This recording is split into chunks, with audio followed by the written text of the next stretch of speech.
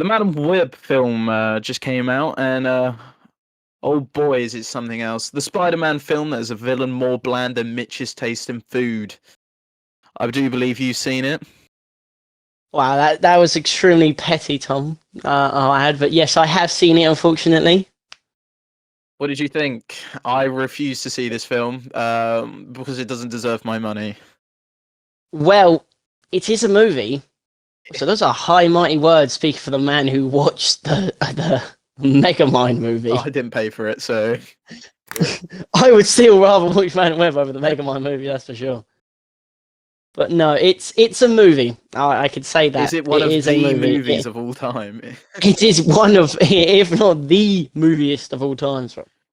I don't even know how to describe just how movie it is. Like it's just nothing. It's a nothing movie. It like the only thing going for it is that it's related to Spider-Man. It's in its own little box here in the corner that no one talks about. Yeah, I mean, Madam Web has always been a cool character. I've enjoyed her in the comics. I was surprised that they were casting like Madam Web was really young, because normally she's like a fucking old lady. Well, I mean, she has to have an origin, doesn't she? You know, everyone's young at one stage of their life. Being a paramedic that's fucking schizophrenic. Well, yeah, I mean, at the start, yeah, she seems pretty schizophrenic. There was a kid in my mind. She was basically going over ground. She was having a Groundhog Day, basically, at the start of the movie, and then it kind of it turned into its own future vision. Well, we're gonna break this film down for you lovely viewers. Should we start first with narrative?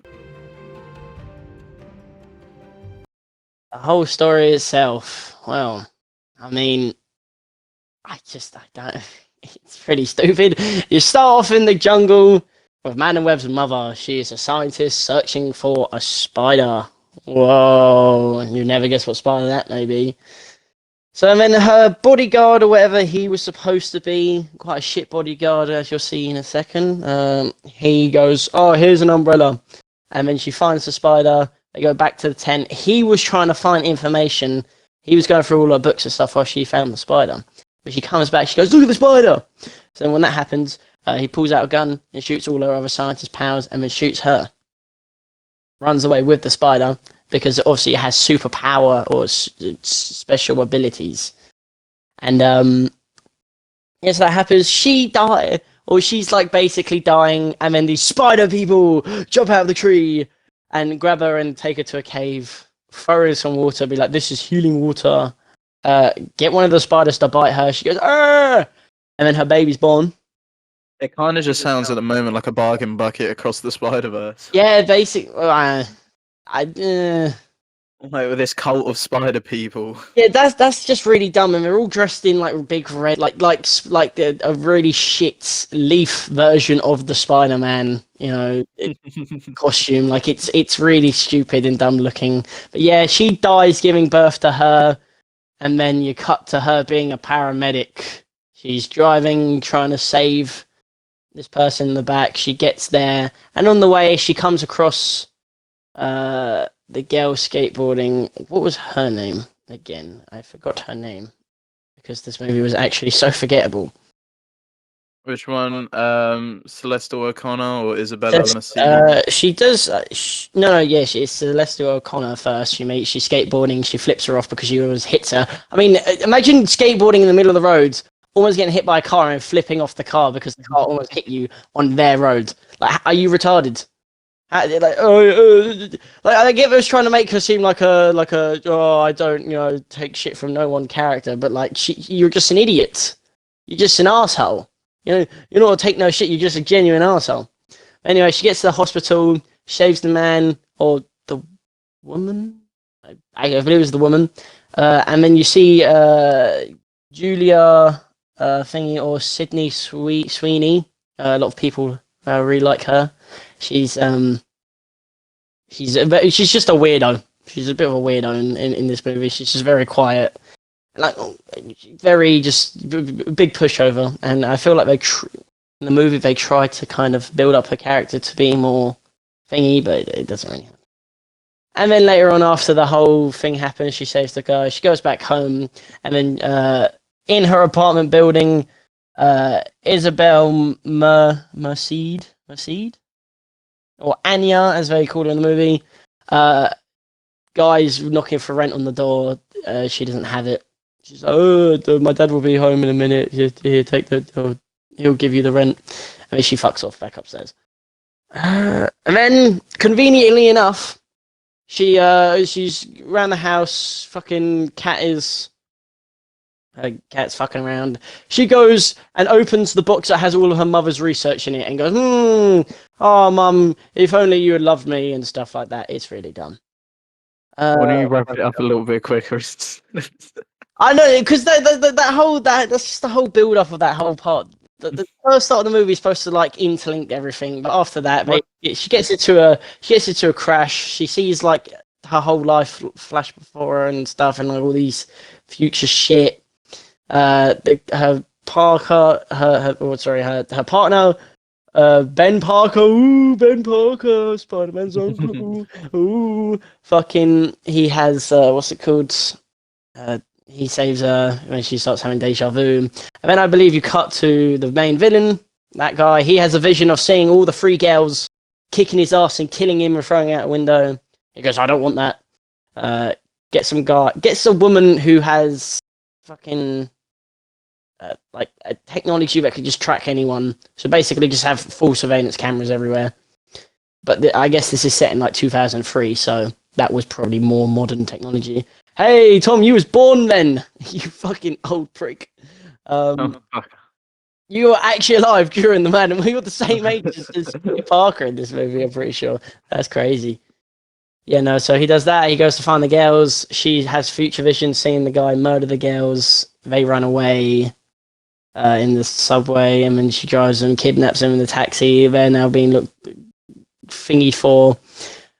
She leaves him in the forest for a couple of hours, conveniently goes back to her apartment to find her mum's thing that she'd already looked at before, why look at all the stuff then?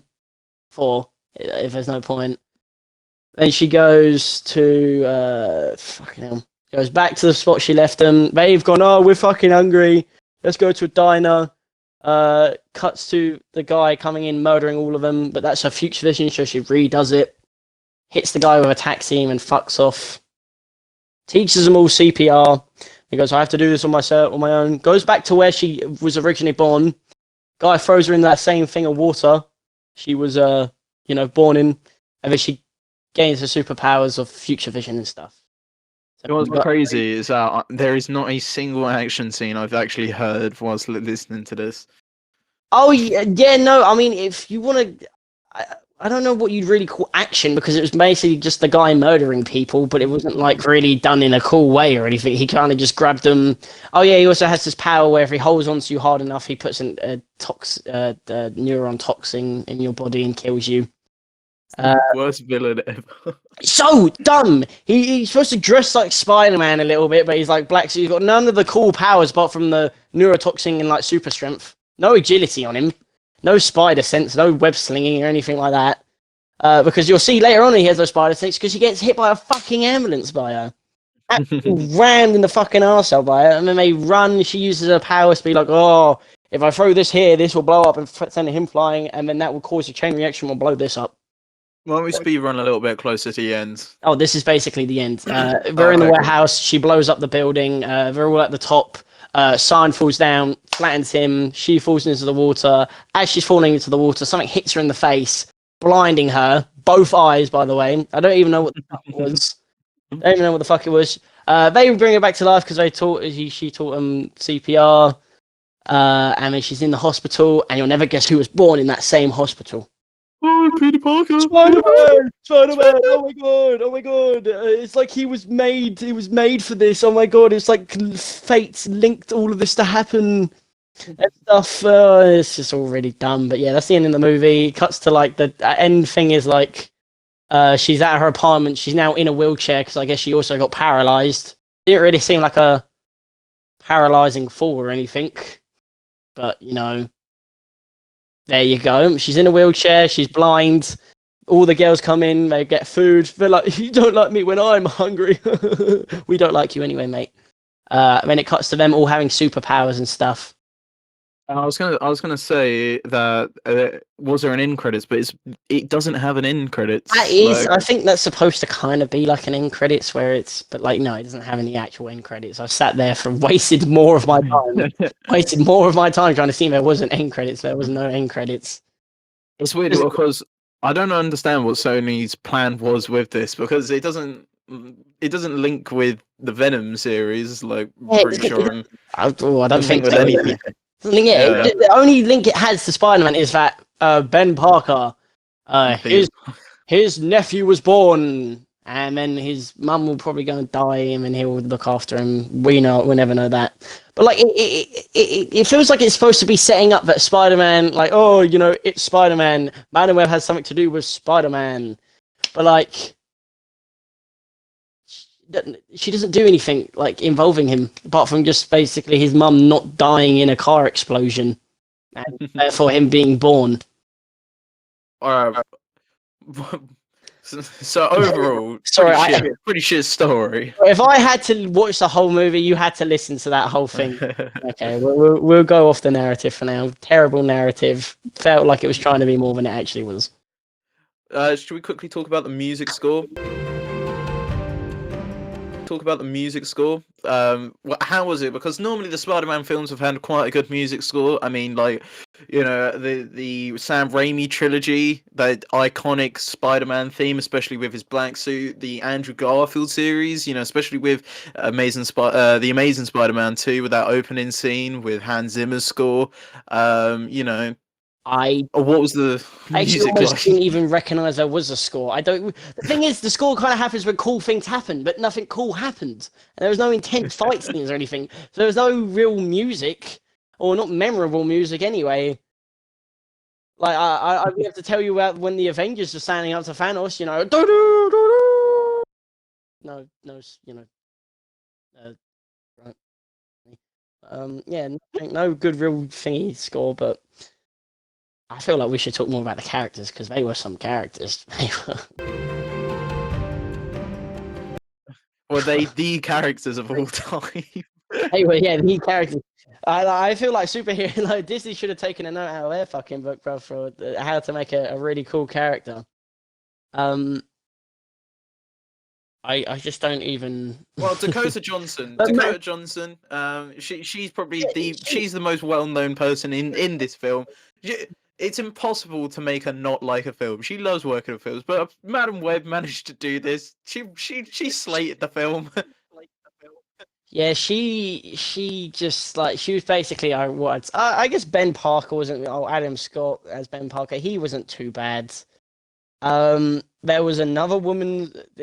The woman who plays as the guy, like the main villain guy, he had this assistant who would be tracking them all, and it kind of made it out like she was gonna have some big twist where she'd be like, "No, I'm not doing this. You're gonna murder like children," but it never comes. So she just keeps doing her job. It's just really weird to have like all of this kind of, oh, I don't know if I really want to do this kind of stuff, and then do nothing with it. It's really dumb. When you talk about the actual main cast, so obviously Cassandra Webb, Julia Cornwell, especially the villain.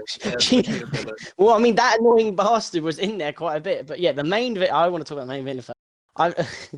I'm sure you know he's maybe good in other movies, but like I don't even really know what to say. Like his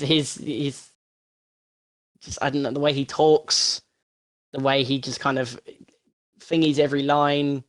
It feels like no emotions put into it. No, it feels like he's just saying it. He's just picking up that paycheck and moving on with his day. And I think that's he probably realized how bad the movie was going to be. So I think he stopped caring. It's also the villain's name, Ezekiel Sims. Like that does not scream big bad villain. Yeah. Ezekiel sounds like a kid who would get bullied. Oh my god, it's Ezekiel Sims! Everybody run for your life! Yeah, no, it's not someone to really be that scared of. I mean, fuck, he wasn't even. I don't even know what, like, how many. The only menacing thing would be if he grabbed you. I mean, he had super strength, but he died from a fall that I feel like a person with super strength wouldn't have died to.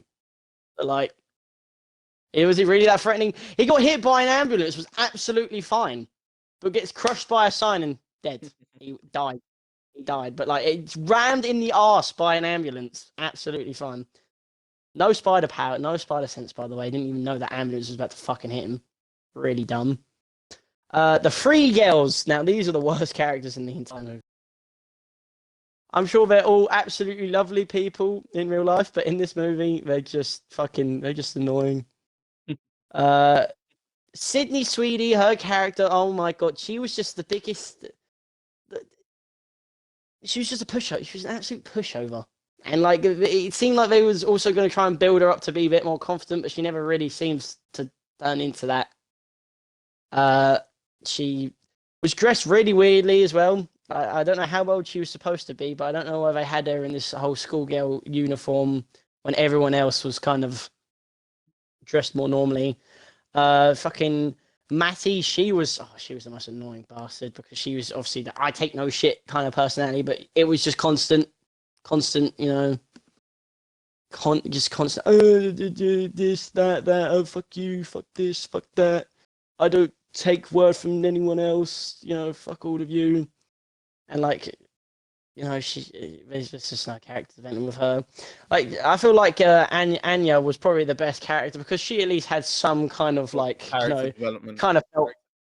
Not even like character development. You just like she was actually a sympathetic character. The other two just like Sydney. I mean, I guess Sydney Sweeney. Her mum went into an insane asylum, and Matty, her parents just were rich and didn't love her that much. But like, Anya actually had a struggle. You know, like her dad got deported back to I can't remember. Unlucky. Unlucky, and that's why she said my dad will pay the rent. He wasn't paying the rent. He was just gone. And if she goes, Fatherless. I'm fatherless. I have no one else with me. She'll get thrown into the foster home. So she has been living on her own. I don't know how she has any money to give the guy, and hasn't been kicked out before that. But whatever. She's like at least a little bit sympathetic. But she was the smartest character out of the two of them. Matty would just be annoying and was the reason they got attacked in the fucking diner. Because she was dancing around on the table and they got caught by a guy as they went into the thing because he saw in the newspaper 3 girls have been kidnapped. So he called the police. They picked up on the police signal because that was another thing they could do, the villains. And he found them and murdered them. And they actually had a scene where he killed, I think, all 3 of them. But it was all in the head. It was all in the head. All in the future, so she prevented. I know that the characters were in their suits for about 2 minutes for 2 scenes, I do believe. No, not even 2 minutes. No, actually, I'm trying to think how long that first fight scene was, where it was all a dream. It was literally a dream of him getting murked by these 3 girls, and also he found out through the dream the way he just that technology that she had. He thought about them in his dream, what they look like. And then de-aged them 10 years to what they would look like then, and got exactly their faces. It was the most retarded thing I've ever seen in my life.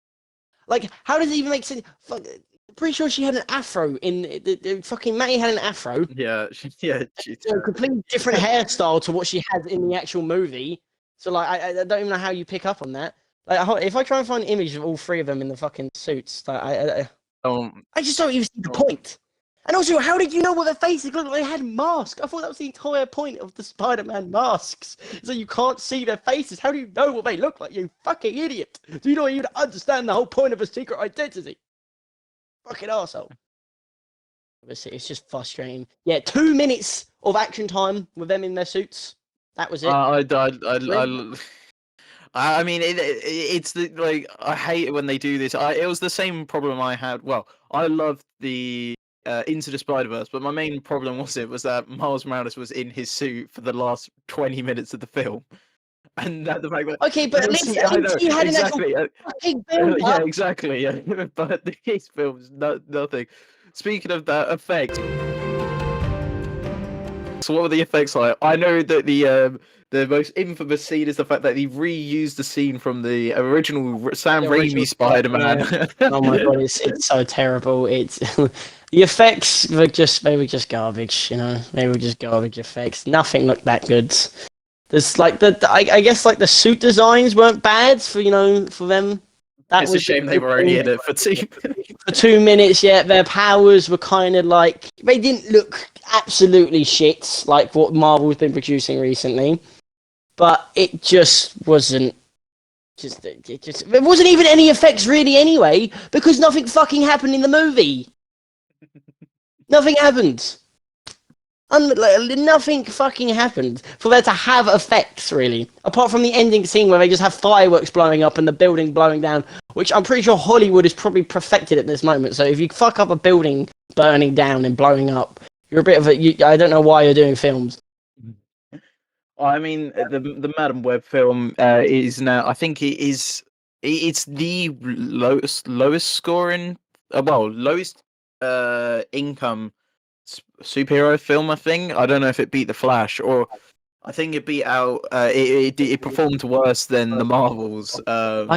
It's like the fucking Flash had some fucking consequences to the movie existing. There was actual action scenes too. Fucking actions, yeah. Even if it did look like fucking Play-Doh, I'd still rather watch claymation fight than just No fucking. Then a cunt having a. I feel sorry for any bastard that accidentally appeared in that cunt's dream and murdered him in like a nightmare or something. Well, you just go and kill them as well. Oh, I had a dream about these 3 girls, which I couldn't even see their faces, by the way, so I don't know how they even look like that. But Ginger, Afro, I don't even remember what the other one looked like because it literally is so unmemorable. I can't even remember what she looked like in the suit. Right. Well, look, I think I think we should wrap it up. I know you can probably go on about how terrible this film was for hours. It's tarnishing the Spider-Man legacy. But the fucking after Miles Morales and all that cool shit happened, and how they have multiple Spider-Man, they just have that shit in the corner there. And you know what? I can't imagine they would even add that into the fucking Miles Morales, fucking Beyond the Spider-Verse later this year or next year. God, Well, I mean, if you want to take anything away from this today, watch this the video, movie. Madam Web is one of the films of all time. It is one of the films of all time. Justice for Spider-Man. Go take your wife, your girlfriend, your partner, your husband, anyone that you value to see this film. Anyone you hate and want to waste their time of the day, take them to that movie. We are still looking for a name for the film series that we're gonna be doing. So if you do want to leave a comment with the suggestions, please feel free. We will take them all into account and decide what works well. But thank you. We promise we will do a good movie one day when fucking Hollywood decides to release one. And if you want us to watch and review or give our take on a film that you like, leave a comment as well. Let us know what film you want us to take a look at. And goodbye. Thank you very much. Also subscribe.